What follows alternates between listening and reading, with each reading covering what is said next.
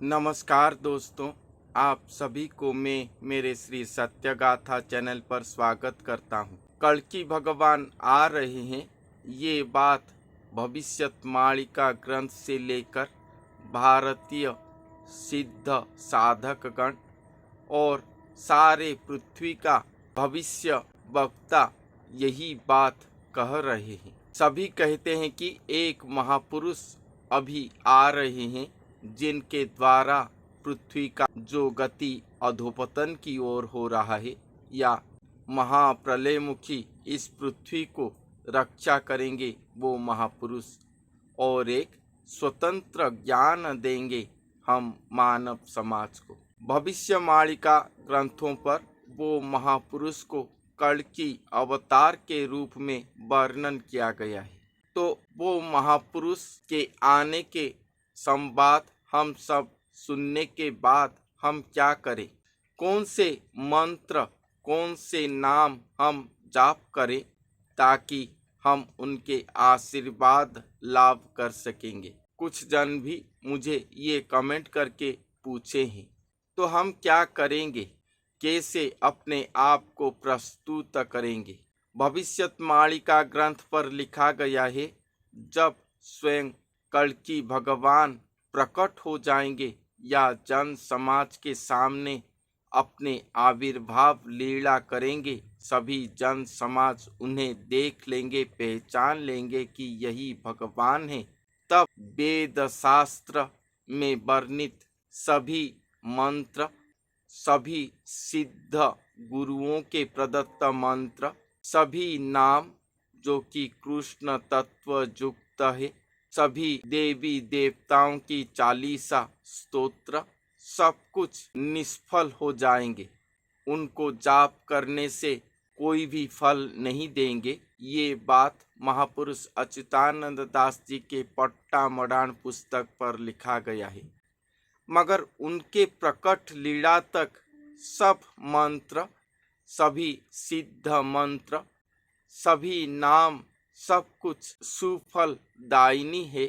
इसलिए आप जो भी मंत्र नाम जाप कर रहे हैं उसे ही कीजिए। आप अगर कोई गुरु के आश्रित हैं, कोई सद्गुरु के आश्रित हैं, शिष्य हैं, भक्त हैं, तो उनके प्रदत्त नाम को जाप करें, उन्हीं को ही ध्यान करें, उन्हीं के माध्यम से स्वयं भगवान को ध्यान करें, तभी आप फलप्रद होंगे। अगर आप कोई भी गुरु के पास नहीं गए हैं तो आपको श्री नारायण प्रभु के जो भी नाम अच्छा लगता है उसी नाम को ही जाप करें, क्योंकि नाम जाप करने के लिए कोई गुरु की आवश्यकता नहीं है। स्वयं भगवान को ही अपना गुरु करें और उनके नाम को जाप करें। आप गुरु आश्रित हैं या गुरु आश्रित नहीं हैं, जो भी हैं, आप अपने हर दिन के कुछ समय निकालें। ऐसा समय निकालें जो समय को आप हर दिन उसी समय पर स्वयं भगवान के लिए दे सकेंगे। क्योंकि जिस समय हो, एक समय पर ही, चाहे वो 7 मिनट के लिए क्यों ना हो, चाहे वो 24 मिनट के लिए क्यों ना हो, उतना ही समय निकालें और उस समय केवल भगवान को ही स्मरण करें, भगवान के पास अपने आप को समर्पण करें। जो भी मंत्र आप लिए हैं उन्हें जाप करें, नहीं तो श्री भगवान के जो नाम आपको प्रिय हैं उसी नाम को ही जाप करें। वो 7 मिनट हो या 24 मिनट हो, वो समय तक जितने भी समय आप देंगे, वो समय पर अपने हर चिंतन को अपने से दूर रखें और केवल भगवान पर ही अपना मन निवेश करें। आप महामंत्र जाप करते हैं, आप जो भी जाप करते हैं करें, मगर अपने आप को कुछ समय आध्यात्मिक चेतना गामी करें। सभी मंत्र जाप से सर्वश्रेष्ठ है आत्म आत्मसमर्पण करना स्वयं भगवान के पास। स्वयं भगवान के पास आप अपने सभी जीवन में करे हुए भूल को समर्पण करके क्षमा याचना करें और प्रतिश्रुतिबद्ध हुए कि ऐसा भूल कभी भी नहीं करेंगे और उसी क्षण से ही उसे त्याग करेंगे। इस तरह अपने आप को परिष्कृत करें। आप खुद ही जानते हैं कि आपके अंदर कितने खराब प्रकृतियां हैं। उसे आप खुद ही स्वयं भगवान के पास समर्पण करके उसी क्षण से ही त्याग करें। अभ्यास वशतः स्वयं भगवान के पास समर्पण वशतः ये सुनिश्चित ही आपसे दूर हो जाएगा। जो भक्त जन धूम्रपान करते हैं, मद्यपान करते हैं, उसे त्याग करें, क्योंकि भविष्यवाणी पर लिखा गया है कि धुआं खिया बाबा जी, जो लोग धूम्रपान करते हैं, सुरापान करते हैं या मद्यपान करते हैं, वो सब स्वयं भगवान के द्वारा दंडित होंगे। इसलिए उसे त्याग करें। अभ्यास के द्वारा धीरे धीरे त्याग करें। अगर आप 10 सिगारेट एक दिन पर लेते हो, हर 3 दिन पर अगर आप 1 सिगारेट को छोड़ोगे तो 1 महीने पर आप संपूर्ण सिगारेट को छोड़ सकोगे। ये अभ्यास के द्वारा, अपने निष्ठा के द्वारा संपूर्ण हो पाएगा। ऐसे अभ्यास के द्वारा अपने आप को निवृत्त करें कुप्रकृतियों से। तत्सहित श्रीमद् भगवत गीता एक सर्वश्रेष्ठ ग्रंथ, जो कि श्री कृष्ण भगवान के श्रीमुख से प्रत्यक्ष रूप में जात हुआ है। अगर उस गीता को हम समझें, पढ़ें और उसके द्वारा अपने आत्मचरित्र को गठन करें, तो हम सुनिश्चित ही स्वयं भगवान के प्रियगामी हो सकेंगे। भविष्यवाणी पर लिखा गया है, जो लोग आमिष भक्षण करते हैं, वो लोग भविष्य पर नाना रोग वैराग के शिकार होंगे। अगर आप आमिष भक्षण करते हैं तो आपके आत्म कड़ा सब सुप्त होने लगता है। इसलिए आध्यात्मिकवादी होने के लिए पहले आहार शुद्धि आवश्यक है। इस जगत का, इस ब्रह्मांड का, हर मनुष्य का, हर जीव का, ये पंचभूत का रचनाकार या पिता स्वयं नारायण हरि या स्वयं श्री जगन्नाथ भगवान है, जो कि शुद्ध शाकाहारी है, वो आमिष भोगी नहीं है। तो हम उनके बच्चे कैसे आमिष भक्षण करेंगे? अगर हम आमिष भक्षण करेंगे तो हमारा आध्यात्मिक उन्नति कभी नहीं होगा। इसलिए धीरे धीरे अपने अंदर से आमिष भक्षण को त्याग करें। कलियुग पर सबसे मारात्मक है काम चिंतन। सबसे मारात्मक चिंतन होकर समाज पर व्याप्त हो रहा है। अपने आप को संयम करें, इससे निवृत्त रहें हमेशा।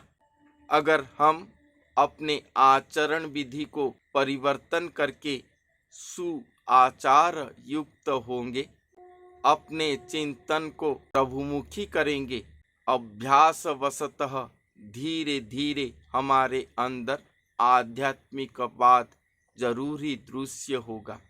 स्वयं भगवान आ रहे हैं, ये खबर जानने के बाद हमें उनके लिए, उनके आशीर्वाद पाने के लिए, उनके अंग संग लाभ करने के लिए हमें सुनिश्चित ही प्रयास करना चाहिए। अगर अभी से अपने ही पात्र को खुद ही परिष्कार कर लेंगे तो भगवान आने के बाद ये काम करने के लिए समय अଯথा नष्ट नहीं होगा। हम सीधे जाकर स्वयं भगवान के पास उपस्थित हो पाएंगे। आजकल समाज पर अनेक लोग अपने आप को गुरु कह रहे हैं, जैसे कि गुरुओं की मेला लगा है हमारे भारत पर। जो प्रकृत भगवतीय गुरु हैं, जो प्रकृत सिद्ध गुरु हैं, उनको पहचानने की एक सबसे बड़ा लक्षण यही है कि वो कभी भी आपको दीक्षा नहीं देंगे।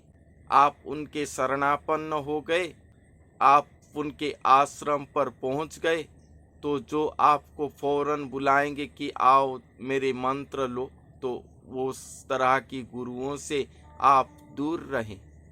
जो गुरु तंत्र विद्या पर हैं, उनसे भी आप दूर रहें। केवल भगवतीय ज्ञान देने वाले, भक्ति चेतना प्रदान करने वाले गुरु ही ठीक हैं, हमें सही पथ पर ले जा सकते हैं। आप चाहें तो वैसे गुरु के शरणापन्न हो सकते हैं, मगर सबसे अच्छा होगा कि आप अगर कोई गुरु के आश्रित नहीं हुए हैं तो केवल प्रभु नाम पर ही रहें।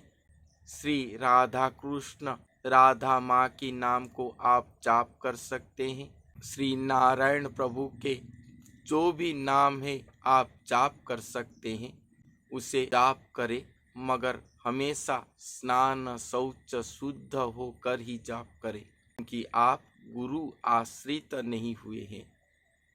गुरु आश्रित होने के बाद गुरु जैसे आपको निर्देश करेंगे वैसे ही जाप करना आपके लिए लाभदायक है। आप प्रभु के पास अपने आप को आत्मसमर्पण करें, उन्हीं को ही हमेशा जनान करें कि आपको आपके गुरु के पास पहुँचाएं। स्वप्नादेश करें कि आपके गुरु कौन हैं, कहाँ पर हैं, तब भी जाके आप उनके शरणापन्न होंगे और उन्हीं के निर्देश द्वारा परिचालित होकर आध्यात्मिक पथगामी होंगे।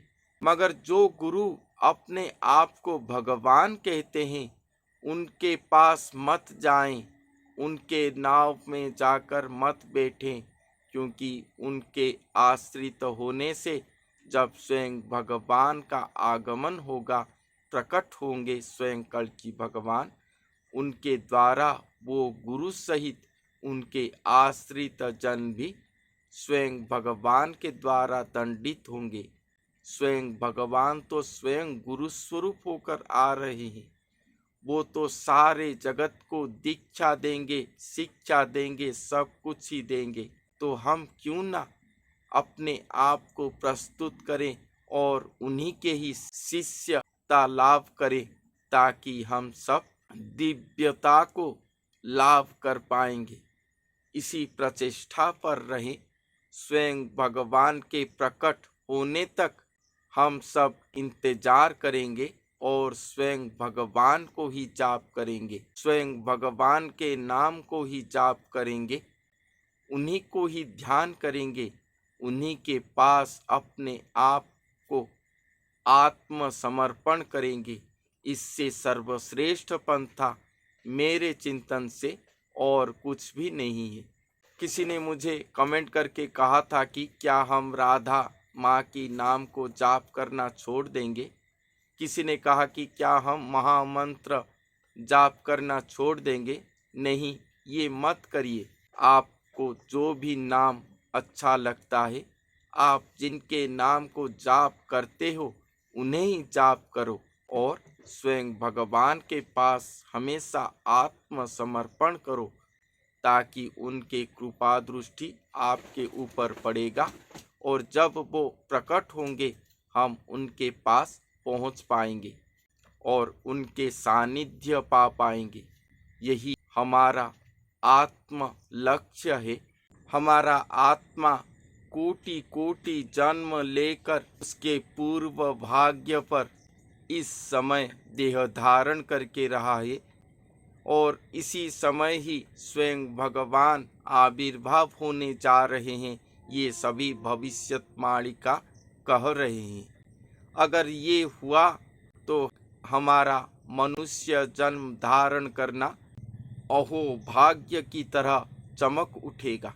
ये भाग्य को हम निष्फल होने नहीं देना चाहिए। हमें अपने आप को प्रस्तुत करना चाहिए अभी से, इसी क्षण से, ताकि हम स्वयं भगवान के पास सहज पर पहुंच पाए, उनके सानिध्य पा पाए, उनके अंग संग लाभ कर पाए और उन्हीं से ही मंत्र दीक्षा लेकर, उन्हीं से ही नाम दीक्षा लेकर अपने आत्मा को सद्गति दे पाए। तो तब तक स्वयं भगवान के प्रकट लीला तक हमें इंतजार करना होगा। जो नाम आपको, आपके मन को आप ग्रहण करते हैं सहज में, उसी नाम को ही आप जाप करें और स्वयं भगवान को अपेक्षा करें अपने घर पर ही बैठकर। तो आज के लिए इतना ही, फिर मिलते हैं अगले वीडियो पर। तब तक के लिए धन्यवाद।